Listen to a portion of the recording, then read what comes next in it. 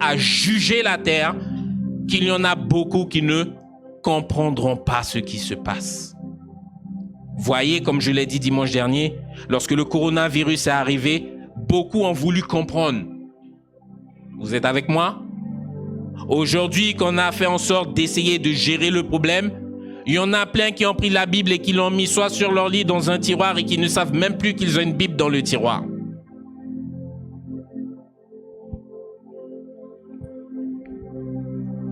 Nous reprenons la lecture dans le livre de Daniel.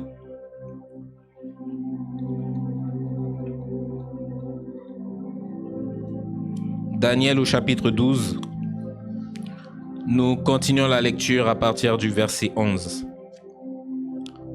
Depuis le temps où cessera le sacrifice perpétuel et où sera dressée l'abomination du dévastateur, il y aura 1290 jours.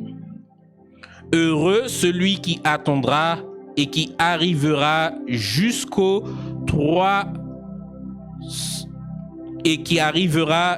1335 jours. Alléluia. Donc ici, la Bible nous fait mention, verset 11, depuis le temps où cessera le sacrifice perpétuel et où sera dressée l'abomination du dévastateur. Le dévastateur. Alléluia. C'est un des noms de l'Antichrist. Et lorsque tu viens ravager, tu viens dévaster quelque chose, mon frère, ma soeur, ça laisse des dégâts. C'est pas beau à voir après.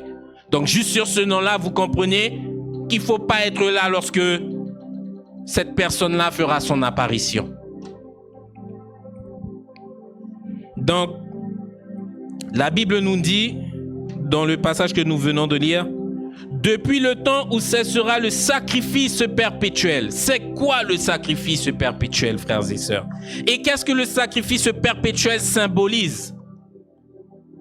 Parce que le Seigneur lui-même a ordonné des choses depuis l'ancienne alliance qui sont toujours valables au temps d'aujourd'hui.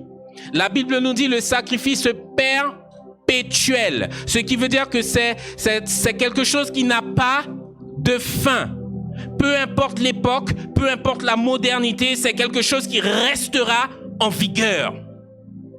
Venez avec moi, frères et sœurs, dans le livre d'Exode.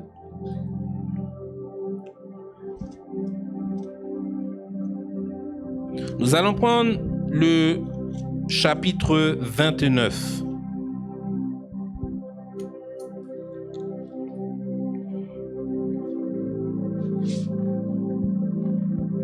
Nous allons prendre la lecture à partir du verset 38.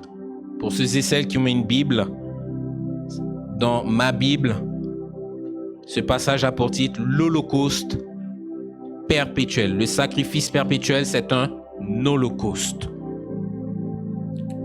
Il est écrit, voici ce que tu offriras sur l'autel, 2 agneaux d'1 an, chaque jour à perpétuité.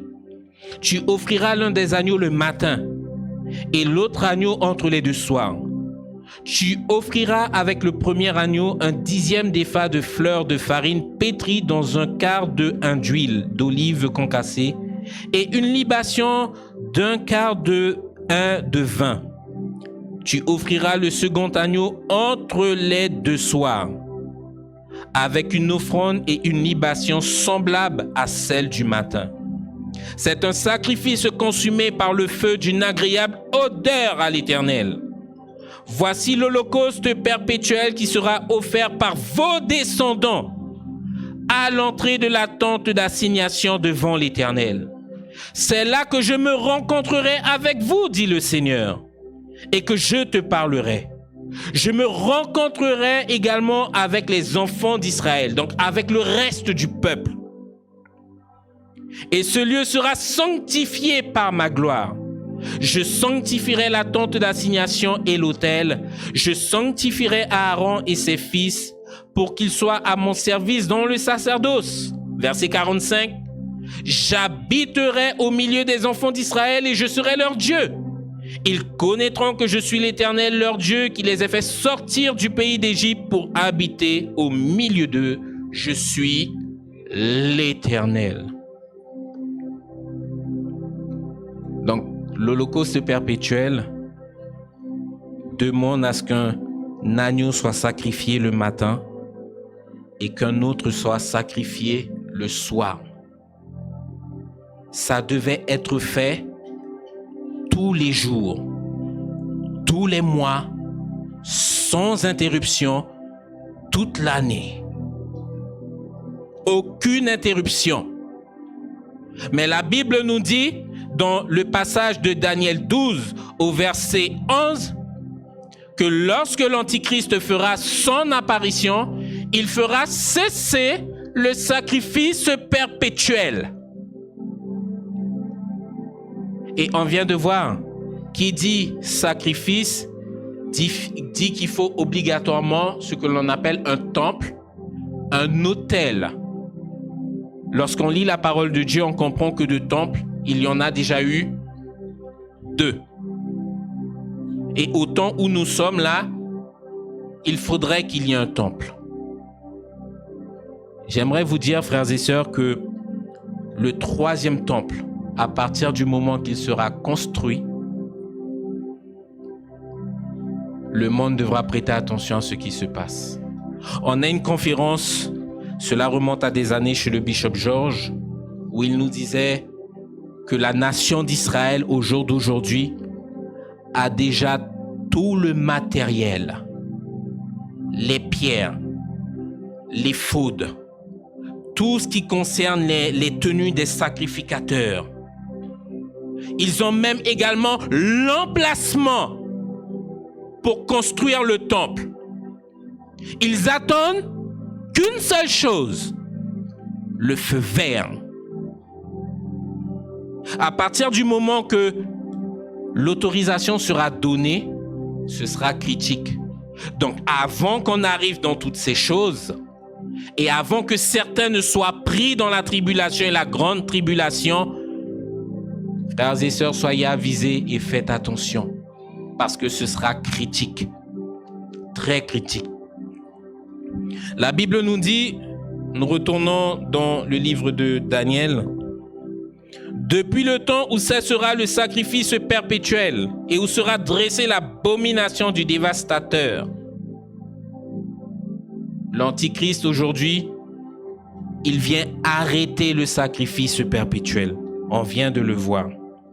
Lorsque tu viens arrêter le sacrifice perpétuel, mon frère, ma sœur, j'aimerais te dire tout simplement qu'il vient pour arrêter l'adoration. En d'autres termes,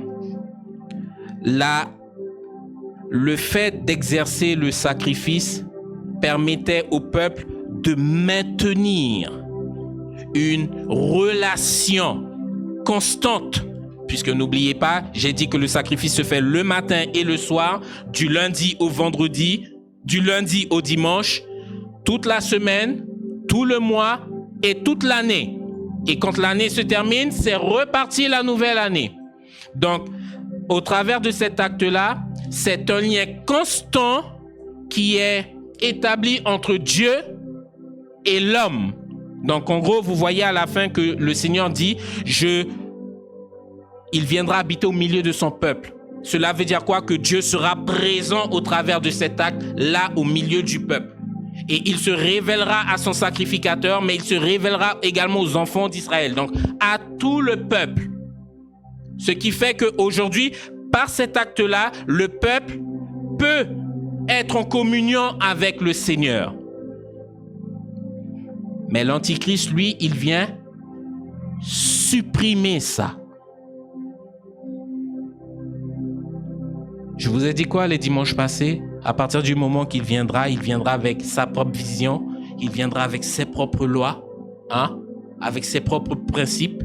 Et si toi, au jour d'aujourd'hui, dans ces fameux jours-là, tu veux adorer Jésus, tu seras stoppé, voire tué.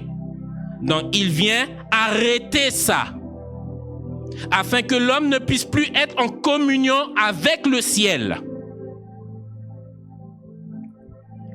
Venez avec moi, frères et sœurs, dans le livre de 2 Thessaloniciens au chapitre 2, que vous puissiez comprendre un peu. On va survoler un petit peu.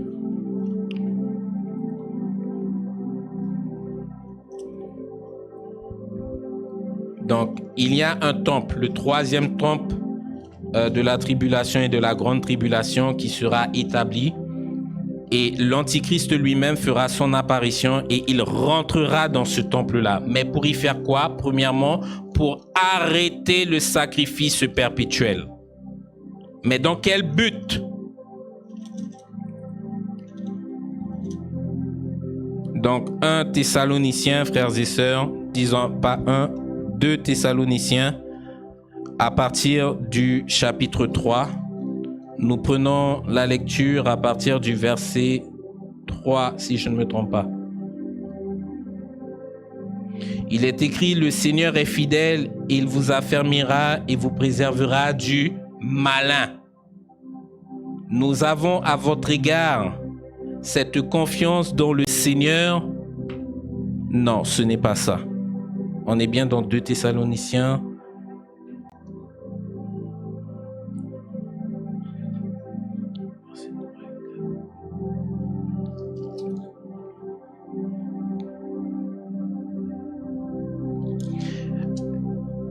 Est-ce que quelqu'un peut me chercher, s'il vous plaît, Pasteur CJ, le verset qui dit « se proclamera lui-même Dieu ».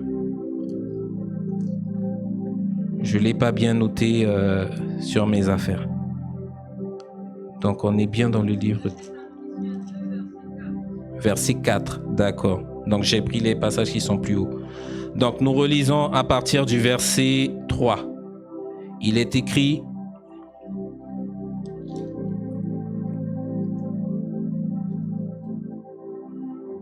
On est bien dans 2 Thessaloniciens. Chapitre 2. Ah d'accord, je suis dans le chapitre 3, pardonnez-moi. Donc 2 Thessaloniciens chapitre 2 verset 3. Que personne ne vous séduise d'aucune manière, car il faut que l'apostasie soit arrivée auparavant et qu'on ait vu paraître l'homme impie, l'homme du péché, le fils de la perdition, l'adversaire qui s'élève au-dessus de tout ce que l'on appelle Dieu et de ceux qu'on adore. Il ira jusque dans le temple de Dieu se proclamant lui-même Dieu. Vous voyez le rôle? Donc, il arrive dans le temple de Dieu, il fait cesser le sacrifice perpétuel, et maintenant qu'il a évincé Dieu de la vie des hommes, il se proclame lui-même Dieu. Mais s'élever à cette stature, s'élever à ce niveau-là, frères et sœurs, pourquoi faire? C'est là, frères et sœurs, que vous allez voir à quel point c'est dangereux. Donc, l'Antichrist a pour nom l'Antichrist, le dévastateur, l'homme impie. Nous allons voir d'autres noms qui le qualifient encore. On l'appelle également la bête. Donc, juste au nom, vous voyez déjà que c'est quelqu'un qui ne vient pas pour rigoler. Venez avec moi, frères et sœurs, dans le livre d'Apocalypse, à partir du chapitre 13. Nous allons essentiellement rester dans le livre d'Apocalypse 13, chapitre 13 et chapitre 14.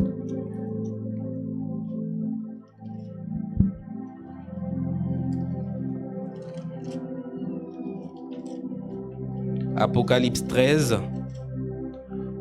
pour ceux et celles qui y sont, nous prenons la lecture. Déjà, quand vous lisez le titre du chapitre 13, c'est écrit « La bête qui monte de la mer ». Cette bête, ce n'est autre que l'Antichrist. Il y a deux bêtes. Il y a une première bête qui monte de la mer, c'est l'Antichrist. Et si vous continuez à lire, vous allez voir qu'il y a une deuxième bête qui fait son apparition, mais celle-là ne vient pas de la mer, elle vient de la terre. C'est tout simplement le faux prophète qui accompagnera l'Antichrist dans son ministère. Donc il ne sera pas tout seul. Il y a 2 bêtes. Nous prenons la lecture, frères et sœurs, à partir du verset 6. Il est écrit: et elle ouvrit sa bouche pour proférer des blasphèmes contre Dieu et blasphémer son saint nom, son tabernacle et ceux qui habitent dans le ciel. Il lui fut donné de faire la guerre aux saints et de les vaincre. Il lui fut donné autorité sur toute tribu, tout peuple, toute langue et toute nation. Et tous les habitants de la terre l'adoreront. Est-ce qu'on peut lire après la virgule ensemble, frères et sœurs? Ce dont le nom n'a pas été écrit dans le livre de vie de l'agneau qui a été immolé dès la fondation du monde. C'est grave. Donc il arrive dans le temple où on honore, où on adore Dieu, le véritable Dieu, le Dieu d'Israël. Il vient faire cesser le sacrifice perpétuel qui permet à l'homme de se connecter au ciel. En étant dans le temple, il se proclame lui-même Dieu, nous dit la Bible. Et en prenant cette stature-là, ce grade-là, l'adoration que l'homme était censé donner au véritable Dieu, il vient là réclamer pour lui. C'est grave. Et la Bible dit qu'il lui a été donné l'autorité, la puissance sur toutes les langues, sur toutes les nations, sur tous les peuples. Cela veut dire quoi? Qu'à lui seul, il gouvernera le monde entier. Aujourd'hui, on a ce que l'on appelle le président de la France, le président d'Haïti, le président du Brésil. Lorsqu'il viendra, ça n'existera pas. Il n'y aura plus de président de telle nation. Ce sera lui seul qui gouvernera tout le monde. Sa vision, ses lois, ses principes. Et la Bible nous dit qu'il lui a été donné de faire la guerre aux saints, à tous ceux dont le nom n'a pas été trouvé inscrit dans le livre de vie. Donc, il y a des chrétiens qui, au jour de l'enlèvement, resteront. Ils sont chrétiens. De la même manière que la Bible nous dit qu'il y a ce que l'on appelle des vierges folles et des vierges sages. Elles ont toutes les deux le même statut. Ce sont des vierges. Sauf que quand on pousse plus loin la réflexion, on voit que l'une est sage et que l'autre est folle. En d'autres termes, il y a des chrétiens qui sont sages et des chrétiens qui sont fous. Des chrétiens qui sont dans la folie. Des chrétiens qui mélangent la parole de Dieu avec le péché. Ils ont leur propre vision. J'ai donné ce témoignage-là un jour. Il y a une fois, je sortais du travail aux alentours de minuit et je me suis dit non, avant de rentrer, fais quand même un détour au centre-ville, achète-toi à manger pour toi et ton épouse et rentre ensuite à la maison parce qu'elle était enceinte. Donc, je vais prendre à manger à Cayenne et arrivé devant une caravane, là j'entends 2 personnes qui discutent. Ah oui, mais hier soir, la soirée d'adoration, elle était puissante, hein? Vous savez ce que l'autre personne lui répond à côté? À moi, la soirée d'adoration, ça ne m'intéresse pas. Par contre, je sais que c'est aux alentours de minuit que le pasteur fait la prière de bénédiction. Peut-être 15 minutes avant minuit, j'apparais à l'église pour prendre la prière de bénédiction. Je dis, ah bon, tu as le droit de choisir alors.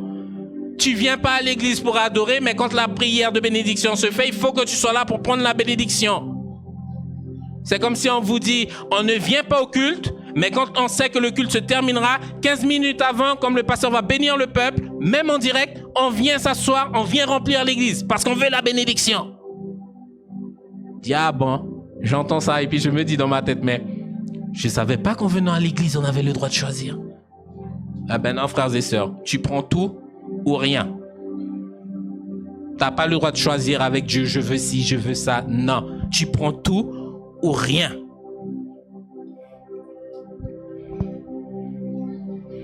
Donc, on voit quoi là, frères et sœurs? Il vient réclamer l'adoration. Et la Bible nous dit qu'au travers de ça, l'autorité qu'il aura reçue, il aura le droit de faire la guerre aux saints, à tous ceux et celles qui ne sont pas inscrits dans le livre de l'agneau. En d'autres termes, pour tous les chrétiens qui auront manqué d'être pris dans le ciel avec Jésus, il y a une bête là qui vous fera la guerre. On a compris maintenant au travers de ce qui se passe que l'enlèvement a eu lieu. Maman qui nous disait « Allez, viens à l'église !» Et on méprisait la parole de maman. Hey, je dis ça parce que j'ai fait ça. J'étais comme ça. Maxime, allons à l'église. Viens écouter la parole de Dieu. Tu verras que ce sera... Il disait « Écoute-moi bien. C'est quelque chose de ton époque.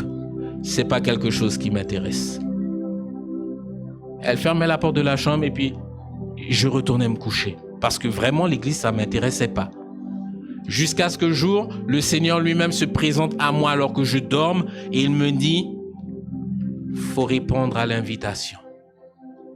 Et par sa grâce, aujourd'hui, Dieu me fait la grâce d'être pasteur, d'être son serviteur. Mais si ce n'était pas le Seigneur, je serais encore dans le monde. Alléluia. Parce qu'avant d'être pasteur, avant d'être diacre, avant d'être ancien, avant d'être serviteur dans la maison du Christ, nous étions tous des païens, des pécheurs. Et c'est pour cela qu'en tant que pasteur aujourd'hui, je ne peux pas mépriser ceux qui viennent dans la présence de Dieu et je ne peux pas mépriser ceux qui sont dehors parce que j'étais comme eux. Être pasteur, être serviteur ne te donne pas un grade où tu vas écraser les gens. Non. Tu n'as pas le droit de faire ça. Donc, il aura le droit de faire la guerre aux saints. Et la Bible nous donne une indication et de les vaincre. Ça veut dire que qui que tu sois avec ta foi, tu ne tiendras pas devant cet homme. Pas possible.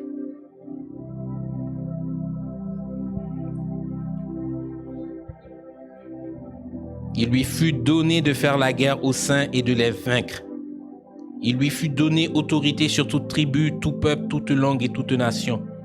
Et la Bible nous dit, et tous les habitants de la terre l'adoreront, tous ceux dont le nom n'a pas été écrit dans le livre de vie de l'agneau qui a été immolé avant la fin du monde. Donc aujourd'hui, tu as, par la grâce de Dieu, ce privilège de pouvoir t'approcher du Seigneur dans la prière, dans des temps intimes, pour pouvoir être en communion avec Dieu, pour pouvoir adorer le Seigneur. Mais tout ça, c'est volontaire. C'est par amour que tu fais ça. Quand tu es dans ta cuisine et que tu loues le Seigneur, quand tu fais tes courses et que tu loues le Seigneur, quand tu vas en évangélisation et que tu prêches la vérité aux gens, c'est avec amour que tu fais ça. Dieu ne te met pas une épée sous la gorge là et puis te dit « Adore-moi ». Non. Le Seigneur te donne ce que l'on appelle le libre arbitre, le choix. Mais lui, lorsqu'il vient là, il te met l'épée et il te dit « Adore-moi ». Et si tu ne l'adores pas, il te tue. Vous voyez que c'est un berger qui apparaît. Et il fonctionne différemment du Christ. C'est un berger qui est brutal. Et il fera le sang couler, frères et sœurs.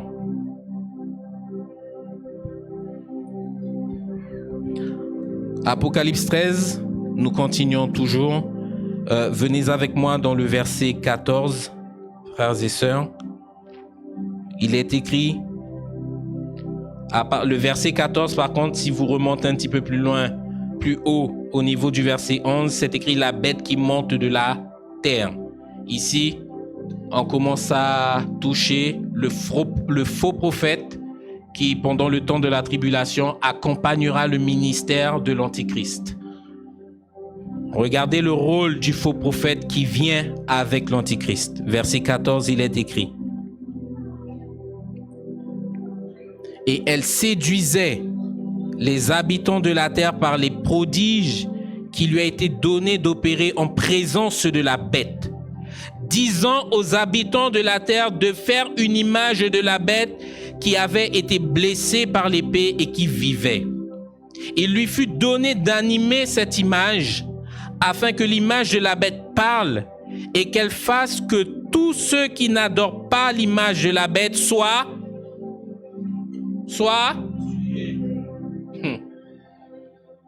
c'est pas écrit soit dans la joie, soit tués. Donc une image de la bête de l'Antichrist sera faite, donc en d'autres termes, une statue.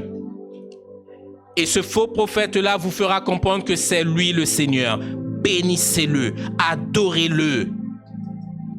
Et si vous dites non, eh ben on vous tue. Parce qu'il y en a dehors là, comme je l'ai dit, qui viennent dans l'église et qui savent que Dieu n'est pas fait de pierre. Dieu, c'est pas une petite statue. Donc, ils vont vouloir s'opposer à ça par la petite connaissance qu'ils ont. Ils seront tués, arrêtés sur le champ. Pourquoi? Parce qu'à ce moment-là, il faudra faire des exemples pour forcer le reste du peuple à adorer l'image. Vous n'aurez d'autre choix que d'adorer. Aujourd'hui, on a la grâce, on fait un petit peu tout ce qu'on veut. La grâce, frères et sœurs, arrive à sa fin. Lorsqu'on parle de l'Antichrist, il n'y a plus de grâce. Il n'y a plus de repentance. Mais la Bible nous parle de graissement de dents. Ce sera terrible. Apocalypse 14, le chapitre juste à côté. Nous prenons la lecture à partir du verset 9. Ici, frères et sœurs, c'est un ange du royaume qui parle ici. Et on voit la mission de cet ange. Cet ange-là vient, il dit, et un autre suivi, un troisième ange, en disant d'une voix forte. Donc, l'ange, avec sa voix forte, tout comme la sagesse crie, veut se faire entendre de tous. Parce qu'il vient avec un avertissement, cet ange-là. Il sort du ciel pour pouvoir donner un avertissement aux hommes. Et un troisième ange les suivit en disant d'une voix forte, si quelqu'un adore la bête et son image et reçoit une marque sur son front ou sur sa main, il boira lui aussi le vin de la fureur de Dieu versé sans mélange dans la coupe de sa colère. Et ils seront tourmentés dans le feu et le soufre devant les saints anges et devant l'agneau. Verset 11. Et la fumée de leur tourment monte au siècle des siècles et ils n'ont ni repos et ils n'ont repos ni jour ni nuit, ceux qui adorent la bête et son image et quiconque reçoit la marque de son nom. La Bible donne une exhortation, verset 12, en disant « C'est ici la persévérance des saints qui gardent le commandement de Dieu et la foi en Jésus. » Si tu gardes le commandement de Dieu et que tu continues jusqu'à la fin, jusqu'au bout à avoir foi en Dieu, tu ne verras pas ce temps-là arriver. Mais la Bible dit que pour tous ceux et celles qui auront reçu la marque, parce qu'ils sont obligés de la prendre. On l'a dit dimanche dernier, si tu n'as pas la marque de la bête, en ce temps-là, tu ne pourras ni vendre, tu ne pourras ni acheter.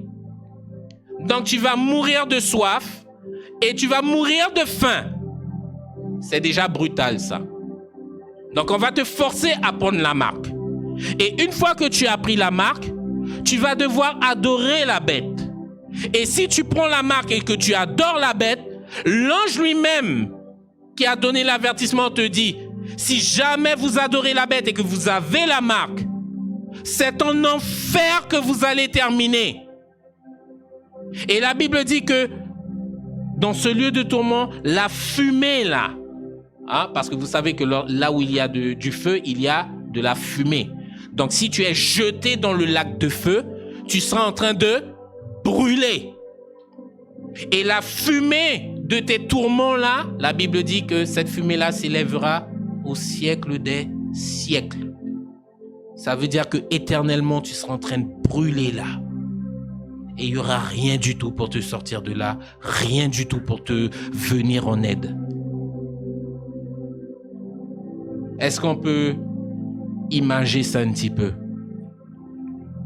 La Bible nous parle du pauvre Lazare, qui était couvert d'ulcères et qui venait mendier à la porte du riche. Parce qu'il avait faim, c'était un mendiant, il n'avait pas de quoi se nourrir, subvenir à ses besoins. Et même les miettes du repas du riche, il voulait les avoir.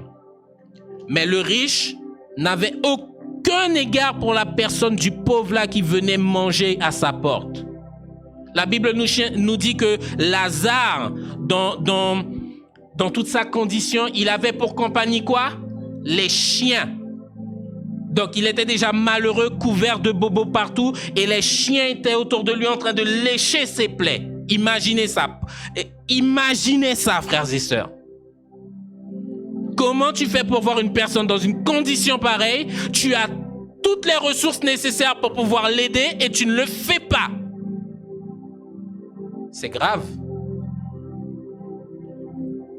La Bible nous dit que vient un temps où Lazare est mort dans toute sa condition d'homme misérable. Sur terre, Mais lorsqu'il est mort, 2 anges se tenaient à côté de son âme et l'ont pris et l'ont transporté où? Dans le royaume. Parce qu'il était pauvre, oui, mais dans son cœur, il était riche. Parce qu'il avait Dieu, il connaissait Dieu. Et la Bible nous dit que peu de temps après, le riche est mort également. Il s'est passé quoi avec le riche? La Bible nous dit qu'il a été enseveli. Et lorsque vous voyez cette histoire-là, je dis toujours, le pauvre, il est mis en honneur dans cette histoire parce que vous connaissez son nom. Le Seigneur dit, pour son peuple, il l'appellera de son nom. Ça veut dire que quand tu seras dans le royaume, il te dira, frère, bel homme. Oh, mon serviteur. Oh, sœur Jocelyne, ma fille, il t'appellera par ton nom. Parce qu'il te connaît, tu es sa brebis. Tandis que le mort, il est mort, il est décédé, comme on dit ici sur terre. On ne nous donne pas son nom. C'est pas un détail qui nous intéresse. Parce que la Bible dit que Dieu est le Dieu des vivants et non le Dieu des morts. Et lorsqu'il s'est retrouvé enseveli, la Bible nous dit en proie au tourment. Donc il souffrait déjà là où il était. Il n'était pas encore en enfer. Il était où? Dans le séjour des morts. Alléluia. Et il était déjà en train de souffrir. Et lorsque il lève ses yeux, il voit que devant lui, il y a le royaume au loin là. Et il voit Lazare, la personne qu'il a méprisée pendant toute sa vie où il avait toutes ces richesses là. Lui qui était riche dans l'opulence.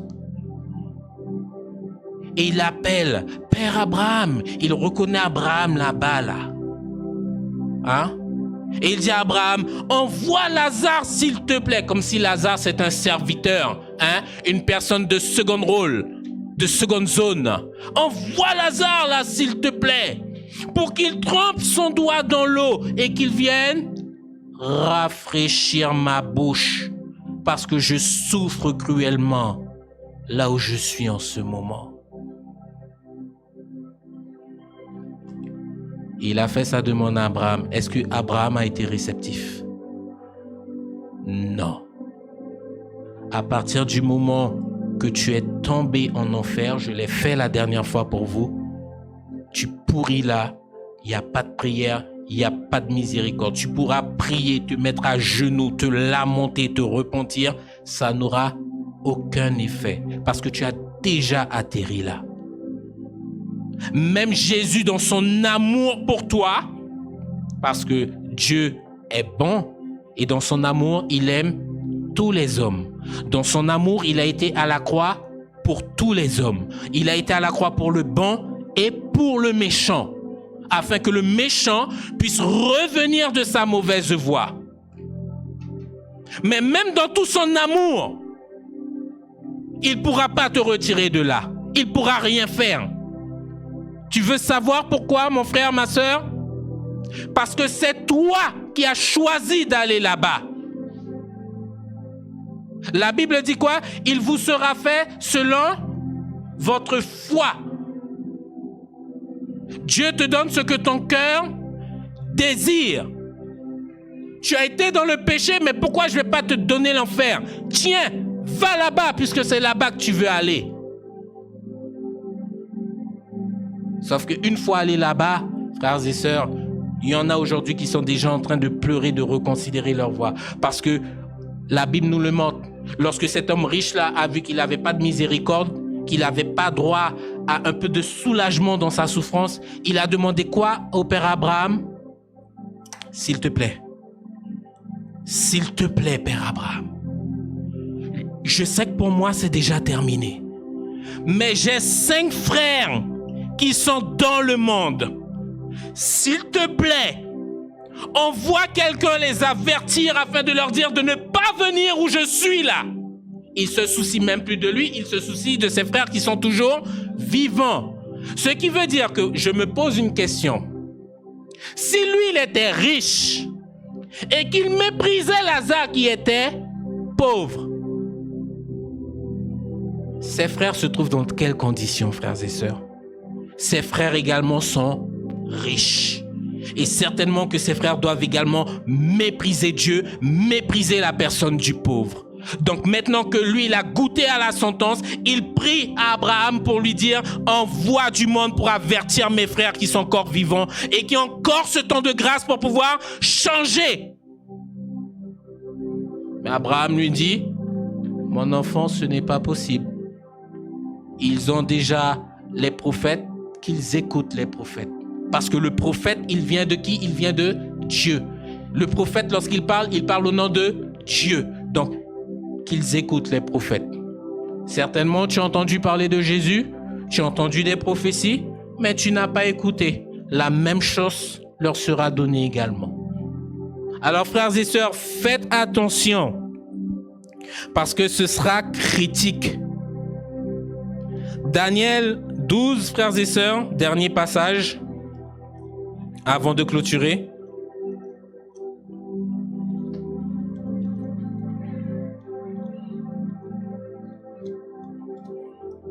Verset 13.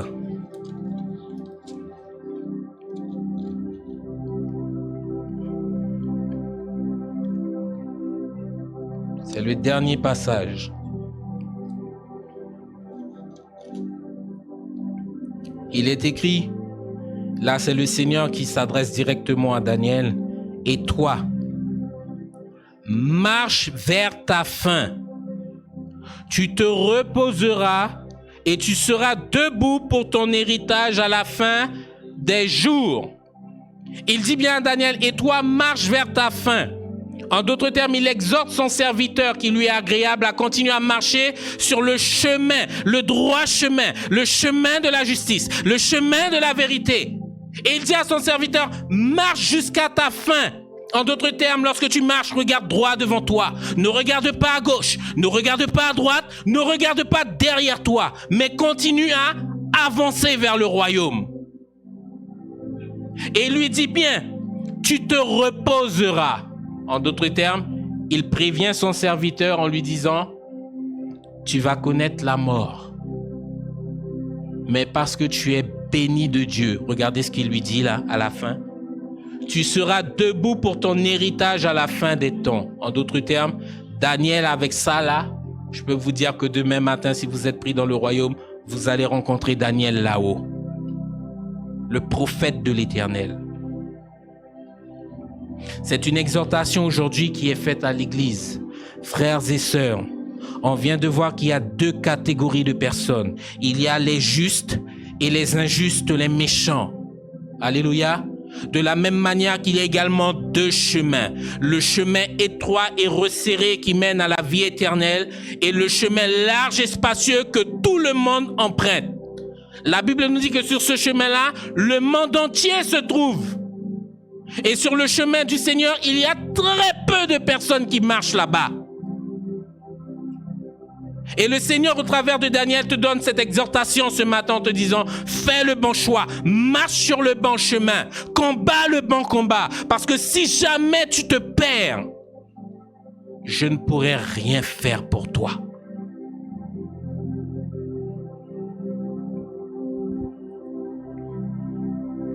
J'ai pas besoin qu'on puisse étayer plus le chemin large et le chemin étroit, parce que ça a déjà fait maintes fois sujet de prédication ici, et je crois que vous êtes largement éclairés sur ce sujet. Donc faites attention, frères et sœurs, considérez ce qui se passe lorsque vous voyez la nation d'Israël être au centre de vos informations. Vous ne pouvez pas dire que vous n'êtes pas au courant. Dernièrement, là encore, il y a des négociations qui ont été faites. Et l'Iran même affirme que c'est très probable que les Américains refusent. Cela veut dire quoi? Qu'une fois que ce temps-là sera terminé, parce que là, on est dans un temps où il y a ce que l'on appelle un cessez-le-feu, où on essaie de faire, de mettre en place toutes sortes de choses pour pouvoir arriver à des négociations. Ça a déjà été rejeté une fois, c'est sur le point d'être rejeté une deuxième fois, et on ne sait pas ce que nous réserve la suite. Alors faites attention, tenez-vous prêts. C'est le moment de rectifier vos voies. C'est le moment de considérer la parole de Dieu, de vous positionner et de faire le point pour savoir où est-ce que vous en êtes. Parce que la Bible nous dit que le jour du Seigneur nous surprendra comme un voleur. Ça veut dire que Dieu arrive, il prend l'église à tchac boum, en un flash. La Bible te dit que ça se passera en un clin d'œil. Tu as fermé tes yeux là, tu as cligné des yeux.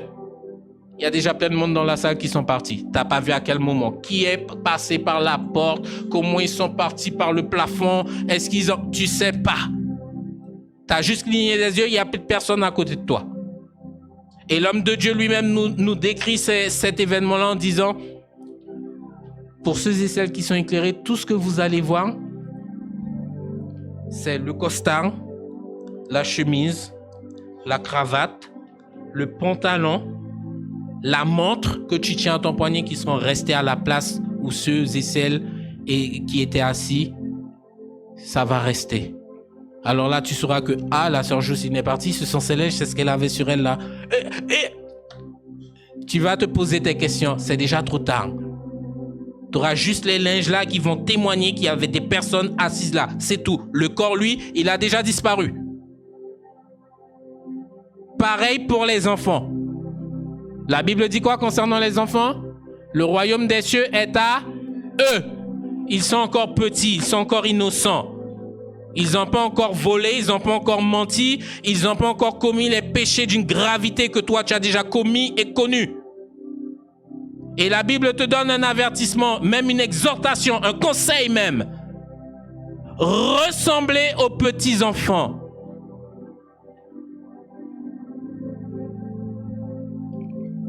Donc que Dieu vous bénisse sur cette parole. On arrive à la fin de ce thème. N'oubliez pas, frères et sœurs, l'Antichrist ne viendra pas pour vous aider à adorer Dieu, mais il vient de lui-même et il vient pour lui-même. Que Dieu vous bénisse. Je cède le micro à Pasteur Sidji.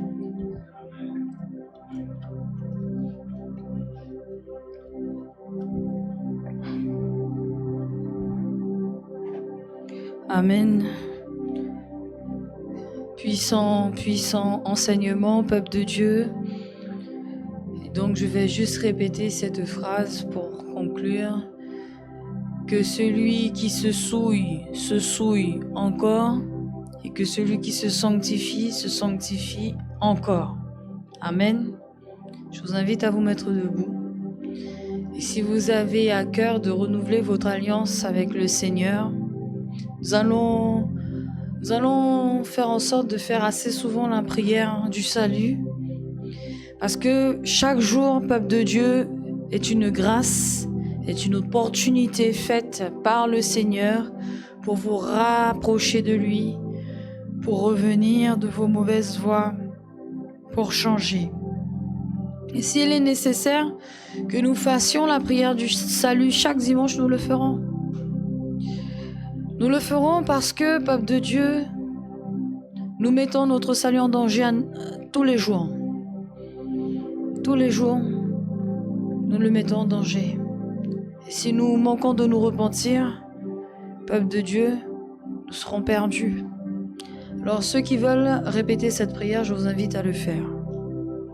Puissant Seigneur Jésus, me voici humblement devant toi, Seigneur, afin de te demander pardon pour mes péchés, pour tout ce que j'ai fait qui n'a pas été à ta gloire, pour toutes mes mauvaises actions, mes mauvaises pensées, mes mauvaises paroles, mon attitude. Seigneur, je te demande pardon et je me repens devant toi pour toutes mes fautes. S'il te plaît, lave-moi avec le précieux sang de l'agneau et purifie-moi de toutes mes iniquités. En ce jour, Seigneur, je t'ouvre mon cœur et je te reçois maintenant comme mon Seigneur et mon Sauveur. S'il te plaît, Seigneur, inscris mon nom dans le livre de vie et règne en moi. Aide-moi à marcher sur le chemin resserré qui conduit à la porte étroite vers le royaume de Dieu. Seigneur, je m'en remets à toi. Aide-moi à t'obéir, à obéir au Saint-Esprit. Brise toute forme de résistance dans mon cœur, dans mes pensées. Seigneur, aujourd'hui, je t'ai reçu comme mon Seigneur et mon Sauveur. Et au nom puissant de Jésus-Christ, au nom glorieux de Jésus-Christ, je suis né de nouveau. Amen, amen et amen. Merci Seigneur. Éternel mon Dieu, je remets ton peuple, Seigneur, qui vient de faire cette prière, ainsi que moi-même. Seigneur, toute l'assemblée, ainsi que les jeunes enfants, Père éternel, et toutes les servantes, Seigneur mon Dieu, et serviteurs qui sont en ce moment en train d'œuvrer, Seigneur, je les remets tous entre tes mains. Tu connais le cœur de chacun. Je te prie de les garder, de les protéger, de les préserver, Seigneur mon Dieu, des tentations, Seigneur mon Dieu, des pièges, Seigneur mon Dieu. Au nom puissant de Jésus, couvre-les de ta main puissante, Seigneur. Couvre-les, Seigneur, par ton sang puissant. Scelle-les par ton Saint-Esprit pour le jour, Seigneur mon Dieu, de l'enlèvement. Jusqu'à ce que, Seigneur, tu viennes nous chercher. Aide-nous à marcher sur le chemin de la vérité et à mettre en pratique ta parole. Seigneur, garde-nous cachés en toi. Au nom puissant de Jésus, garde ton peuple, Seigneur. Bénis ton peuple, Seigneur, mon Dieu. Au nom puissant de Jésus-Christ de Nazareth. Amen. Soyez tous bénis, vous tous ici présents, vous tous qui êtes connectés. Et nous vous disons à très bientôt. Shalom, shalom.